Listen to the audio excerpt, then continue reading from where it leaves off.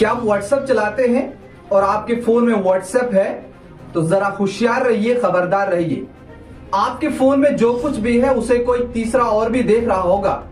वो तीसरे तक भी वो आपकी जानकारी पहुंच रही होगी, चाहे वो आपकी प्राइवेसी हो, आपकी फैमिली की कुछ प्राइवेसी हो या कुछ और चीजें। ऐसा मैं इसलिए कह रहा हूं कि व्हाट्सएप, जिस पे दुनिया भर के लोग भरोसा करते हैं, आपको अपना कोई पैगाम भेजना हो, आपको कोई ऑर्डर भेजना हो, तो उस चीज के लिए आप व्हाट्सएप का इस्तेमाल करते हैं। या आपने कोई अपने राज की ऐसी बात करनी हो जिसे आप वॉइस कॉल पे नहीं बल्कि व्हाट्सएप वॉइस कॉल के जरिए करते हैं, वो सब चीजें जो है अब लीक हो रही हैं। और ऐसे में जब आप व्हाट्सएप का इस्तेमाल कर रहे हो तभी लीक नहीं हो रही हैं। जब आप अपने फोन को लॉक लगा देते हैं और फोन को या चार्जिंग पर रख देते हैं या कहीं साइड पर रख देते हैं, ऐसे में आपने खुद अपने फोन को आपके व्हाट्सएप से माइक्रोफोन की परमिशन दी होती है। ऐसे में उस माइक्रोफोन के जरिए आपका सारा डाटा कहीं और जा रहा होता है। ऐसे में तब इस बवाल इस चीज पे मचा जब एलन मस्क ने भी इस चीज के लिए ट्वीट कर दिया कि व्हाट्सएप जो है वो सेफ नहीं है।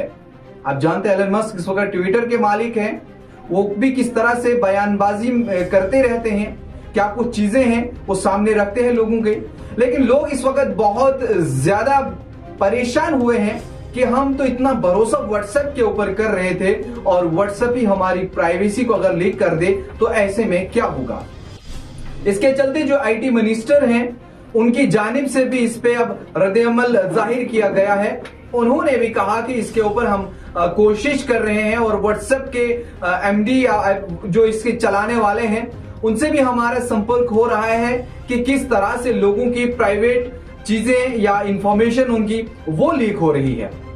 ऐसे में एक शख्स ने जब ट्वीट किया है, अपना मैसेज डाला, फोर्ड डिबरी उसका नाम है, और उसने कहा जब मैं घर पे आया मैं सो गया और सोने के बाद जब मैं सुबह जागा और मैं अपने फोन को देख रहा हूं कि मेरा व्हाट्सएप किसी और ने इस्तेमाल किया हुआ है। ये कैसे हो सकता है? क्योंकि आपने देखा होगा कुछ दिन पहले व्हाट्सएप की जानिब से ये भी कहा गया था कि खुशखबरी है आपके लिए, आप अपना व्हाट्सएप चार फोन के अंदर लॉग इन कर सकते हो। आप 4 अकाउंट बना सकते हो अलग अलग मोबाइल के अंदर इसके, और चारों मोबाइल में आपका व्हाट्सएप चलेगा। और उसके अलावा अब ये भी खबरें आ रही हैं कि अलग अलग नंबरों से आप व्हाट्सएप के ऊपर फ्रॉड कॉल भी आ रही हैं और उसके जरिए भी लोगों को फंसाया जा रहा है, लोगों को ठगा जा रहा है, लोगों से पैसे लिए जा रहे हैं। उसमें कहा गया है जैसे सिंगापुर का नंबर आ रहा है, वियतनाम का नंबर आ रहा है, मलेशिया का नंबर आ रहा है, +234 +922 +2394 करके एक नंबर आता है। खासकर कहा गया कि इन नंबर्स के कॉल आप ना उठाएं। ये आपको कहीं पर भी आ सकते हैं, चाहे आप स्टूडेंट हो, आप सरकारी मुलाजिम हो या आप कोई और काम कर रहे हो। ऐसे में आप सब लोगों जिसके पास भी व्हाट्सएप है उन सभी को ये कॉल्स, ये मैसेजेस आ रहे हैं, या किसी और शक्ल में भी आपको ये मैसेजेस आ रहा है कि आप कुछ चीज को अपडेट करिए। और ऐसे में हैकर वो आपकी जानकारी जो है वो जुटा रहा है। अब देखने वाली बात यह है कि क्या व्हाट्सएप वाकई इन सब चीजों के ऊपर काम करेगा, या तब काम करेगा जब लोगों की सारी प्राइवेसी जो है वो दूसरों के पास चली जाएगी, आपके फोन का कंट्रोल दूसरे के फोन में चला जाएगा।